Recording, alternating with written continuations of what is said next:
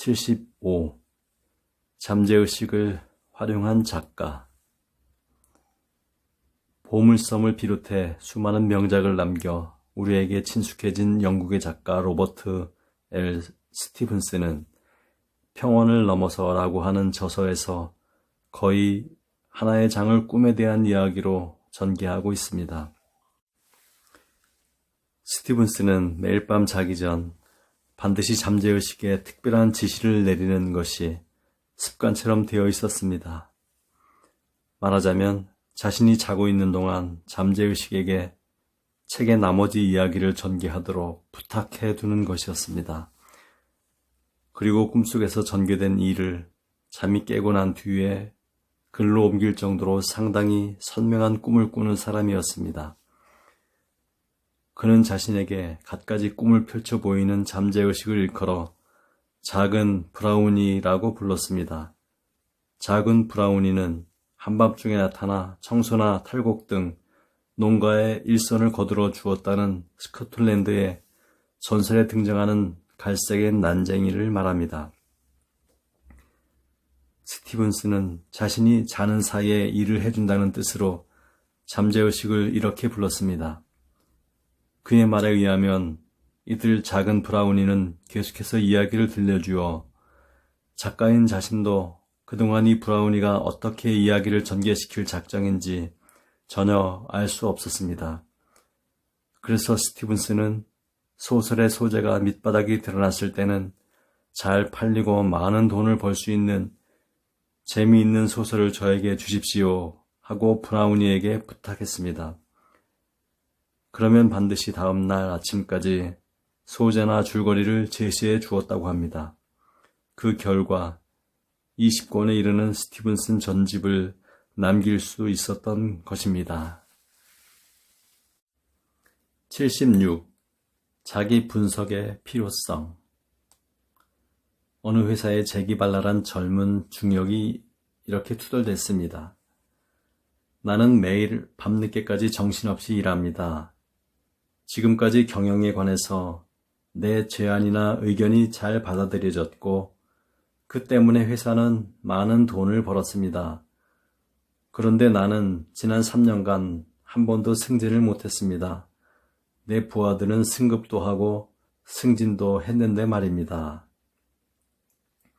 실제로 이 남자는 근면하고 재능도 뛰어났으며 회사를 위해 자기 몸을 돌보지 않고 일했습니다. 그런데도 그 승급이나 승진은 되지 않았습니다. 그 이유를 살펴보니 가정생활에 문제가 있었습니다. 그는 아내와 별거 중이고 3년 동안이나 재산, 별거수당, 아이들의 양육비 따위로 다투고 있었습니다. 무의식적으로 그는 소송이 판결 날 때까지는 돈이 필요 없다고 생각했습니다. 다시 말해 돈을 벌면 벌수록 별거 수당을 더 많이 지불해야 하기 때문에 더 이상의 돈을 바라지 않았던 것이지요.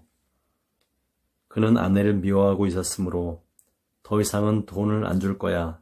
저 여자를 풍족하게 해줄 수 없어 하는 생각이 부에 대한 부정적인 태도를 만들어 버렸습니다.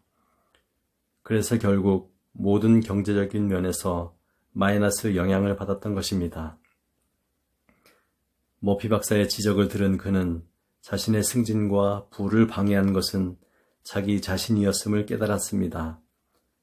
그리고 자신의 행복을 위해 별거 죽인 아내와 아이들에 대하여 건강과 사랑과 평화와 발전을 기원해야 한다는 것을 깨닫고 기도를 시작했습니다.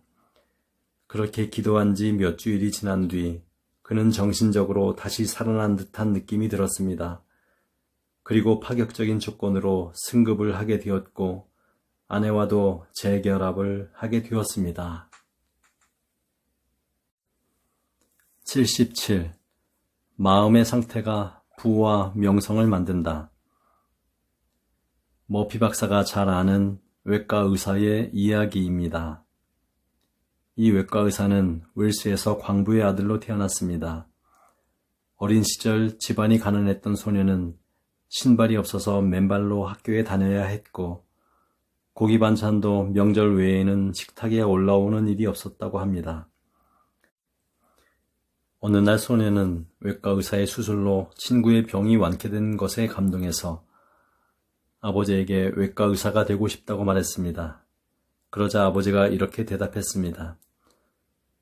아버지는 너를 위해 25년간이나 저축했고 지금은 모두 합쳐서 $3,000가 된다. 내 교육을 위해 모은 것이지만 내가 의학 공부를 마칠 때까지 손대지 않는 게 좋을 것 같다. 학업이 끝나면 할례거리, 가로 열고, 인류 의사가 모여있는 런던의 유명한 거리, 가로 닫고, 할례거리 같은 곳에서 훌륭한 병원을 개업하는 데 쓰는 게 좋겠지.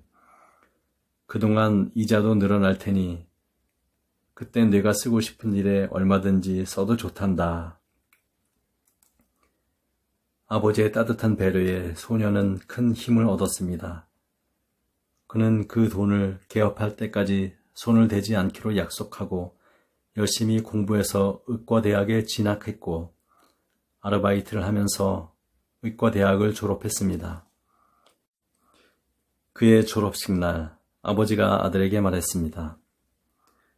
아버지는 보잘것없는 광부로 살아왔기 때문에 어떤 변화를 일으킬 만한 일이 하나도 없었다. 사실은 은행에는 저축된 돈이 하나도 없었고 지금까지 통장 하나 가진 것 없다. 하지만 아버지는 거짓말이긴 했지만 내가 그 말을 듣고 네 마음속에서 무한한 금광을 찾아내기를 바랐다. 미안하다, 아들아. 젊은 의사는 너무나 놀라 무슨 말인지 어리둥절할 뿐이었습니다. 하지만 곧 자신에게 $3,000가 있다는 믿음이 실제로 돈을 가지고 있는 것과 똑같은 작용을 해서 목적을 달성할 수 있었다는 것을 깨달았습니다. 78. 빈익빈 부익부. 무릇 있는 자는 받겠고 없는 자는 있는 것도 빼앗기리라. 가로 열고 누가복음 19장 26절 가로 닫고. 이것은 부유한 자는 더욱 부유해지며 가난한 자는 점점 가난해진다라는 뜻이지만 성경의 말이라고는 생각되지 않을 정도로 참혹한 여운이 있습니다. 그러나 진리입니다. 진실로 부유한 사람이란 사고가 가진 창조력에 관해 알고 있으며 날로 발전하고 부유해지는 사고를 끊임없이 강하게 잠재의식에 새기는 사람입니다. 따라서 모든 것의 근원인 마음의 무한한 부에 주의를 기울이는 사람은 더욱더 풍족해집니다. 땅에 떨어진 한 알의 씨앗은 곧 수백의 씨앗을 낳듯이 당신의 부의 씨앗은 드디어 당신 자신의 경험이 되어 많은 부의 씨앗으로 그 모습을 나타냅니다.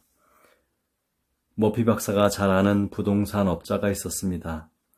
그는 모든 것은 한계가 있고 특히 세상의 부는 몇 명의 부자들이 모두 차지하고 있다며 분개하고 있었습니다. 또 그런 사회이므로 남에게 적은 월급으로 많은 노동을 시키고 매점매석을 하는 등 무지한 사람이나 지식이 부족한 사람을 이용하지 않으면 성공할 수 없다고 생각하고 있었습니다. 그런데 머피 박사를 통해서 부는 무한한 것임을 깨달았습니다.